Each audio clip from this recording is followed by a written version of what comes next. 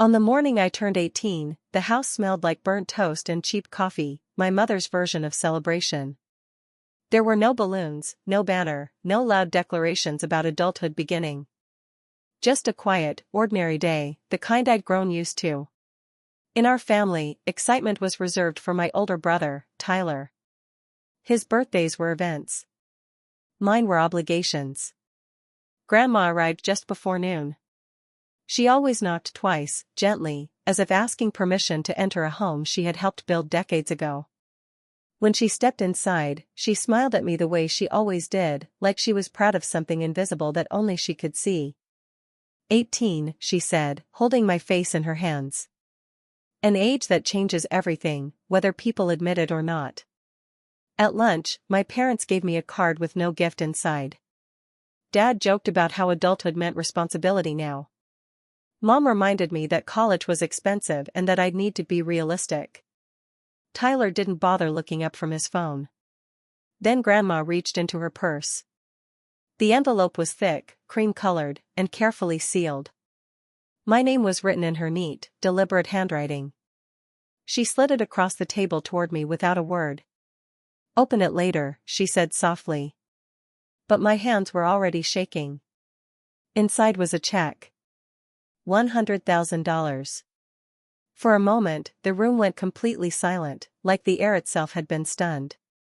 My heart hammered so loudly I thought everyone could hear it. I stared at the number, terrified it might disappear if I blinked. "For college," Grandma said. "For your future. No conditions. No guilt." My mother's eyes widened first. Then Dad's posture changed, straightened, calculating. Tyler finally looked up, interest flashing across his face like a reflex. "That's generous," Dad said carefully. Grandma's gaze didn't leave mine. "It's necessary." She squeezed my hand under the table. Her fingers were warm, steady, grounding me. "You've worked hard," she said. "You've sacrificed quietly. This is mine to give, and yours to keep." I swallowed, my throat tight. No one had ever said that to me before. Later, when Grandma hugged me goodbye, she whispered so only I could hear, "Promise me something." I nodded. "Promise me you won't let anyone take this from you, not with pressure, not with tears, not with shame." I promised. That night, I lay awake staring at the ceiling, the envelope tucked safely in my backpack. For the first time in my life, my future felt real, tangible. College without debt. Choices without fear. A life not built around fixing someone else's messes. I didn't know then that the envelope wasn't just a gift. It was a line. And by morning, my parents would demand I cross it. The morning after my birthday, I woke to the sound of my name spoken sharply, clipped, impatient. It wasn't the gentle call of a parent checking on their child. It was the tone reserved for lectures and disappointments. "Come to the kitchen. Now." I already knew something was wrong. My parents sat at the table like judges waiting for a defendant. My father's arms were crossed tightly against his chest. My mother stirred her coffee even though it had long gone cold, the spoon clinking against the mug again and again. Tyler leaned against the counter, scrolling on his phone, utterly unconcerned. Dad didn't waste time. "We need to talk about the money." There it was. "Not your gift. Not college. Just the money." "It's for school," I said carefully. Grandma made that clear. Mom sighed as if I were being difficult on purpose. "Sweetheart, you're young. You don't understand how serious Tyler's situation is." Tyler snorted but didn't look up. Dad leaned forward. "Your brother is in debt. Bad debt. Credit cards. A loan. If this isn't handled now, it'll ruin his future." I stared at them. "What about mine?" Mom finally met my eyes. "You're smart. You'll be fine." That sentence landed harder than any shout ever could. "So what are you saying?" I asked, though my chest already felt tight. Dad's voice hardened. "You'll transfer the money to us." We'll take care of it. I'm not doing that, I said. The words came out quieter than I expected, but they didn't waver. Silence crashed into the room. Mom's face twisted in disbelief. Excuse me?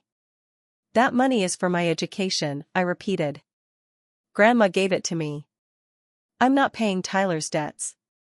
Tyler finally looked up, eyes flashing. Wow. So you're just going to let me drown? You put yourself there, I said. I didn't. Dad slammed his hand on the table. Watch your tone. I felt something fracture inside me, not loudly, not all at once, but enough that I knew it could never be repaired. Why is it always my responsibility? I asked. Why am I expected to give up my future because he won't take responsibility for his? Mom stood abruptly. Because family comes first. No, I said, my voice shaking now. Because Tyler comes first. Her face went cold. If you refuse, Dad said slowly, then you're choosing money over this family. I looked at each of them, at the parents who had always asked me to be patient, to be understanding, to sacrifice quietly. I realized then that love, in this house, came with conditions. And I had finally failed to meet them. I'm choosing myself, I said. Mom's voice cut like ice. Then don't expect our support anymore. I nodded, my hands trembling at my sides. I already don't. As I turned to leave the kitchen, Tyler muttered, selfish. The word followed me down the hallway, echoing in my chest. But even as my heart broke, a strange clarity settled over me. Trust doesn't shatter in one moment. It shatters when you realize it was never whole to begin with. I didn't leave that night. I stayed in my room, sitting on the edge of the bed, listening to the house breathe around me, the low hum of the refrigerator, the muffled laughter from the living room where Tyler had already moved on, the quiet footsteps of my parents passing my door without knocking. No one came to talk. No one tried to understand. That silence told me everything I needed to know. I waited until the house slept. Just before dawn, the sky outside my window turned the soft gray blue of unfinished thoughts. I packed one suitcase. Not everything, just what mattered. Clothes, my laptop, important documents, and the envelope from Grandma, now tucked deep inside my backpack like a heartbeat I couldn't afford to lose. I paused in the hallway, suitcase beside me, looking at the framed family photos lining the wall. Tyler grinned in every one of them, arms thrown wide, center of attention. I stood slightly behind, smiling politely, already fading into the background. I wondered if anyone would notice when I was gone. The front door creaked as I opened it. I froze, holding my breath, but no one stirred. The house let me go without a fight. Outside, the morning air was cold and sharp. I felt exposed, like I'd stepped into the world without armor. My friend Lena was waiting at the corner in her old car, headlights dimmed. You sure? She asked quietly when she saw me. I nodded. I don't think I can stay and still be me. She didn't ask more. The first night on her couch, I stared at the ceiling and finally let myself cry, not loud, not dramatic, just tears slipping silently into my hair. I wasn't crying because I'd left. I was crying because no one had tried to stop me. By the second day, my phone buzzed constantly. Not with concern. With accusations. How could you do this to us? You're tearing the family apart. Your brother is suffering because of you. My parents didn't ask where I was sleeping. They didn't ask if I was safe. They told relatives I'd run away with the money. They told Grandma I was being ungrateful and dramatic. Grandma called me that night. Her voice was calm, but underneath it I heard steel. You didn't abandon anyone, she said. You escaped. I swallowed hard. They hate me. They're angry because they lost control, she replied. That's not the same thing. I found a tiny studio apartment a week later, bare walls, a rattling heater, a view of a brick wall. It wasn't much, but it was mine. I enrolled in classes. I got 2 part-time jobs. I learned how to stretch groceries and sleep through exhaustion. At night, the guilt tried to creep in. But so did something else. Relief. For the first time in my life, no one was asking me to shrink so someone else could stay comfortable. I left without a goodbye because goodbyes are for people who want you to come back. I wasn't sure they ever did. Time has a way of sorting truth from noise. 2 years passed faster than I expected. I built a life piece by piece, classes during the day, work at night, studying until my eyes burned. I stopped checking my phone for messages that never came. My parents' voices faded into distant echoes, carried only through second-hand comments and family gossip. According to them, I was still the villain, the daughter who had chosen money over blood. Then Grandma got sick.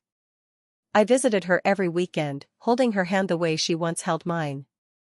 She never spoke badly about my parents, but she didn't defend them either. Instead, she asked about my grades, my dreams, the apartment I was slowly turning into a home. "You're exactly where you're meant to be," she told me one afternoon, her voice thin but sure. She passed away quietly a month later. The day of the will reading, my parents sat across the polished conference table from me like strangers. My mother didn't look at me. My father stared straight ahead, jaw clenched. Tyler lounged back in his chair, confidence dripping from every careless movement. The lawyer adjusted his glasses and began. He spoke of properties, accounts, documents. Then his tone changed. Due to documented financial coercion and repeated attempts to redirect funds against the testator's wishes, he read, the following provisions apply. My mother's head snapped up. The estate, he continued, will bypass my son and daughter-in-law in full. Silence.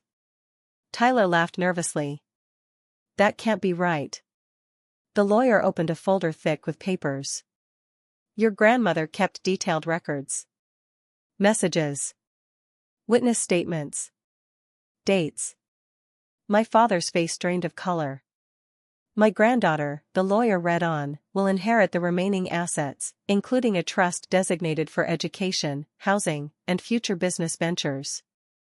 I felt my breath catch, not from shock, but from vindication so clean it almost hurt. Tyler stood abruptly. She manipulated her. She turned her against us. The lawyer's eyes didn't waver. Your grandmother was very clear. She acted to protect the only person who respected her wishes. My mother finally looked at me, eyes wet. We were just trying to help our son. I met her gaze calmly. At my expense. After the meeting, my parents approached me in the hallway. We didn't mean for things to go this far, Dad said, voice low. You did, I replied. You just didn't expect consequences. That was the moment it settled, the revenge wasn't loud. It wasn't cruel. It was simply truth, arriving on time. I finished my degree debt-free. I paid off my apartment. I used part of the inheritance to establish a small scholarship in Grandma's name, for young women whose families tried to trade their futures for someone else's comfort. My parents still tell their version of the story. But I no longer need to correct them. Because I know this now. The money didn't tear my family apart. The truth did. And it set me free.